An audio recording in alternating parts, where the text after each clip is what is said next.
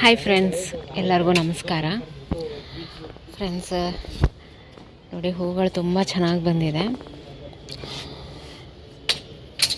ಇವತ್ತು ನಾನು ಒಂದು ಫರ್ಟಿಲೈಸರ್ನ ಮಾಡೋದನ್ನು ಹೇಳ್ಕೊಡ್ತೀನಿ.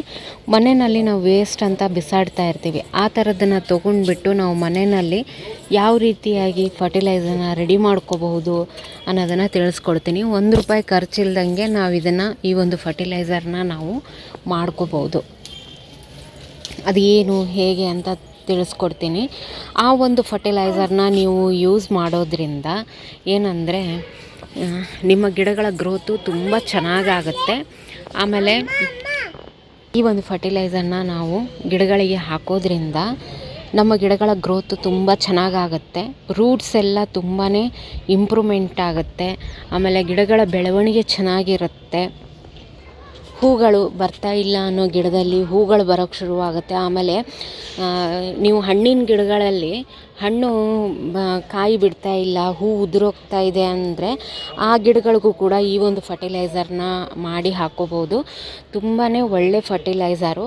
ನೀವು ಕೂಡ ಒಂದು ಸರಿ ಗಿಡಗಳಿಗೆ ಹಾಕಿ ನೋಡಿ ಫ್ರೆಂಡ್ಸ್, ತುಂಬಾ ಯೂಸ್ಫುಲ್ ಇದು. ಯಾಕಂದರೆ ₹1 ಖರ್ಚಿಲ್ದಂಗೆ ನಿಮಗೆ ಮನೆಯಲ್ಲೇ ಈ ಒಂದು ಫರ್ಟಿಲೈಸರ್ ರೆಡಿ ಆಗುತ್ತೆ. ಅದಕ್ಕೋಸ್ಕರ ಬನ್ನಿ, ಅದು ಏನು ಹೇಗೆ ಮಾಡೋದು ಅಂತ ತೋರಿಸ್ತೀನಿ ನೋಡಿ. ಇದು ಆಲೂಗಡ್ಡೆ ಸಿಪ್ಪೆನ ನಾನು ಈ ರೀತಿಯಾಗಿ ಹಾಕಿದ್ದೀನಿ. ಆಲೂಗಡ್ಡೆ ಸಿಪ್ಪೆ ಅಥವಾ ಕೆಟ್ಟಿರುವಂತಹ ಆಲೂಗಡ್ಡೆ ಏನಿರುತ್ತೆ ನೋಡಿ, ಅದನ್ನು ನಾವು ಬಿಸಾಡ್ತಾ ಇರ್ತೀವಿ. ಅದನ್ನು ನೀವು ತೊಗೊಂಡು ತುರಿದಾದರೂ ನೀವು ಹಾಕ್ಕೋಬೋದು, ಇಲ್ಲ ಸಣ್ಣಗೆ ಹೆಚ್ಚಿಬಿಟ್ಟು ಅದನ್ನು ಕೂಡ ಹಾಕ್ಕೋಬೋದು. ನಾನು ಇದನ್ನು ನೀರಲ್ಲಿ ಹಾಕಿ ಇಟ್ಟಿದ್ದು ಒಂದು 3 ದಿನ ಆಗಿದೆ. ನಾನು ಡೈಲಿ ಇದನ್ನು ಈ ರೀತಿಯಾಗಿ ಚೆನ್ನಾಗಿ ಒಂದು ಸರಿ ಮಿಕ್ಸ್ ಮಾಡ್ಕೋಬೇಕು. ಒಂದು ಸಣ್ಣ ಆಲೂಗಡ್ಡೆ ಇತ್ತು, ಅದರಲ್ಲಿ ಒಂಚೂರು ಕೆಟ್ಟಿತ್ತು, ಅದನ್ನೇ ನಾನು ಈ ರೀತಿ ನೀರಲ್ಲಿ ಹಾಕಿಟ್ಟಿದ್ದೆ. ಇದು ನೋಡಿ, ಈ ಥರ ಗುಳ್ಳೆ ಬಂದಿದೆ ಅಂದರೆ ಇದು ಫರ್ಮೆಂಟೇಷನ್ ಆಗಿದೆ ಅಂತ ಅರ್ಥ. ನಾನು ಇದನ್ನು 3 ಡೇಸ್ ಬಿಟ್ಟಿದ್ದೀನಿ. 3 ಡೇಸು ಇದಕ್ಕೆ ಚೆನ್ನಾಗಿ ತಿರುಗಬೇಕು. ತಿರುಗಿದ್ರೇ ಅದರಲ್ಲಿ ಏರ್ ಸರ್ಕ್ಯುಲೇಷನ್ ಆಗಿ ಫರ್ಮೆಂಟೇಷನ್ ಆಗೋಕ್ಕೆ ಅನುಕೂಲ ಆಗುತ್ತೆ. ನಾವು ಮಾಡುವಂಥ ಫರ್ಟಿಲೈಸರ್ ತುಂಬಾ ಚೆನ್ನಾಗಿರುತ್ತೆ.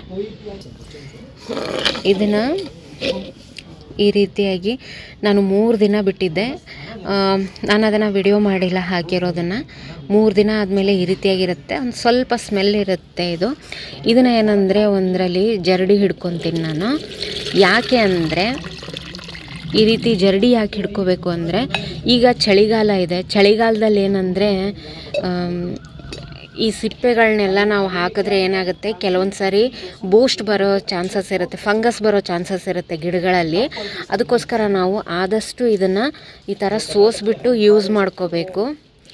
ಇದನ್ನು ನೋಡಿ, ಇದು ಎಲ್ಲ ಮೆತ್ತಗಾಗ್ಬಿಟ್ಟಿದೆ. ಇದು ಈ ರೀತಿ ಮೆತ್ತಗಾಗ್ಬಿಡುತ್ತೆ ಫರ್ಮೆಂಟೇಷನ್ ಆದಾಗ. ಇದನ್ನ ವಾಪಸ್ ಇದಕ್ಕೆ ಹಾಕಿಬಿಟ್ಟು ನಾನೇನು ಮಾಡ್ತೀನಿ, ಇದಕ್ಕೆ ಇನ್ನೊಂದು ಸ್ವಲ್ಪ ನೀರನ್ನು ಇದಕ್ಕೆ ಸೇರಿಸ್ಕೊತೀನಿ. ಇದನ್ನು ಮತ್ತೆ ಒಂದು 3 ದಿನ ಬಿಡ್ಬೋದು. ಇಲ್ಲ ಅಂದರೆ ನೀವು ಇದನ್ನು ಕಂಪೋಸ್ಟ್ ಮಾಡ್ತಾ ಇರ್ತೀರಲ್ಲ, ಅದಕ್ಕೇ ನೀವು ಇದನ್ನು ಸೇರಿಸಿದ್ರೂ ತೊಂದರೆ ಇಲ್ಲ. ಬೇಕು ಅಂದರೆ ನೀವು ಮತ್ತೆ 3 ದಿನ ಬಿಟ್ಟು ಇದನ್ನು ಫರ್ಟಿಲೈಸರ್ ಥರ ಯೂಸ್ ಮಾಡ್ಕೊಳ್ಳಿ. ಬಟ್ ಸೋಸಿ ಆದಷ್ಟು ನೀವು ಬೇಸಿಗೆನಲ್ಲಾದರೆ ಹಾಗೆ ಹಾಕ್ಕೋಬೋದು. ಇದನ್ನು ಸೋಸೋ ಅವಶ್ಯಕತೆ ಇಲ್ಲ. ಮಳೆಗಾಲ ಚಳಿಗಾಲದಲ್ಲಿ ಮಾತ್ರ ಇದನ್ನು ಸೋಸಿಬಿಟ್ಟೆ ಹಾಕಬೇಕು. ಇನ್ನು ಇಲ್ಲಿ ಏನು ಇದೆ ನೋಡಿ, ಇದು ಎಷ್ಟು ಲಿಕ್ವಿಡ್ ಇದೆಯಲ್ಲ, ಇದರದ್ದು 3ರಷ್ಟು ನೀರನ್ನು ನಾನು ಇದಕ್ಕೆ ಸೇರಿಸ್ಕೊತೀನಿ. 3ರಷ್ಟು ನೀರನ್ನು ಸೇರಿಸ್ಕೋಬೇಕು ನೋಡಿ. ಇಷ್ಟು ಸೇರಿಸ್ಕೊತಾ ಇದ್ದೀನಿ. ಇದನ್ನು ನೀವು ಎಲ್ಲ ಗಿಡಗಳಿಗೂ ಕೊಡ್ಬೋದು. ಹೂವಿನ ಗಿಡಕ್ಕೆ, ಶೋ ಪ್ಲ್ಯಾಂಟ್ಸಿಗೆ, ತರಕಾರಿ ಗಿಡಗಳಿಗೆ, ಎಲ್ಲದಕ್ಕೂ ನೀವು ಇದನ್ನು ಈ ಲಿಕ್ವಿಡ್ ಫರ್ಟಿಲೈಸರ್ನ ಕೊಡ್ಬೋದು. ಹೂ ಬರೋದಕ್ಕೆ, ಹಣ್ಣು ಬರೋದಕ್ಕೆ, ಆಮೇಲೆ ಗಿಡಗಳು ಗ್ರೋತ್ ಆಗ್ತಾ ಇಲ್ಲ ಅಂದರೆ ಇದಕ್ಕೂ ಕೂಡ ನೀವು ಇದನ್ನು ಹಾಕೋಬೋದು.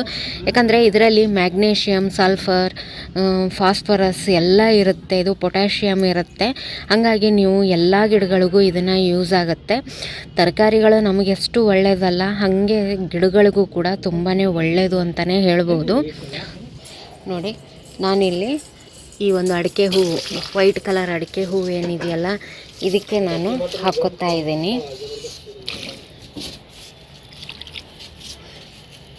ಪಾಟ್ ಸೈಜ್ ಏನಿದೆ ಅನ್ನೋದ್ರ ಮೇಲೆ ನೀವು ಈ ಲಿಕ್ವಿಡ್ ಫರ್ಟಿಲೈಸರ್ನ ಹಾಕ್ಕೋಬೇಕಾಗತ್ತೆ.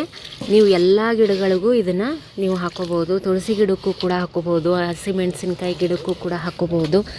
ನೀವು ಕೊಡುವಂಥ ಫರ್ಟಿಲೈಸರ್ ಏನಂದರೆ ಪಾಟ್ ಸೈಜ್ನ ನೋಡಿಬಿಟ್ಟು ನೀವು ಅದಕ್ಕೆ ಕೊಡಬೇಕಾಗತ್ತೆ. ಎಷ್ಟು ದೊಡ್ಡದಿದೆ ಅದರ ಮೇಲೆ ಡಿಪೆಂಡ್ ಆಗುತ್ತೆ. ನೋಡಿ, ಸ್ವಲ್ಪನೇ ಚಿಕ್ಕ ಪಾಟ್ಗಳಿಗೆ ಸ್ವಲ್ಪ, ದೊಡ್ಡ ಪಾಟಿಗೆ ಸ್ವಲ್ಪ ಜಾಸ್ತಿ, ಈ ರೀತಿಯಾಗಿ ಕೊಡ್ತಾ ಹೋಗಬೇಕು. ಈ ಒಂದು ಫರ್ಟಿಲೈಸರ್ ಹೂವು ಮತ್ತು ತರಕಾರಿ ಗಿಡಗಳಿಗೆ ತುಂಬಾ ಒಳ್ಳೆಯದು ಅಂತಲೇ ಹೇಳ್ಬೋದು. ಈ ಒಂದು ಫರ್ಟಿಲೈಸರ್ ಬಗ್ಗೆ ನಾನು ಹೇಳಿರುವಂಥ ಮಾಹಿತಿ ನಿಮಗೆ ಇಷ್ಟ ಆಗಿದ್ದರೆ ಒಂದು ಲೈಕ್ ಮಾಡಿ ಫ್ರೆಂಡ್ಸ್. ಇನ್ನೂ ತನಕ ನನ್ನ ಚಾನಲ್ ಸಬ್ಸ್ಕ್ರೈಬ್ ಮಾಡಿಲ್ಲ ಅಂದರೆ ದಯವಿಟ್ಟು ಸಬ್ಸ್ಕ್ರೈಬ್ ಮಾಡಿಕೊಂಡು ವಿಡಿಯೋಗಳನ್ನು ನೋಡಿ ಸಪೋರ್ಟ್ ಮಾಡಿ ಅಂತ ಹೇಳ್ತೀನಿ. Thank you friends.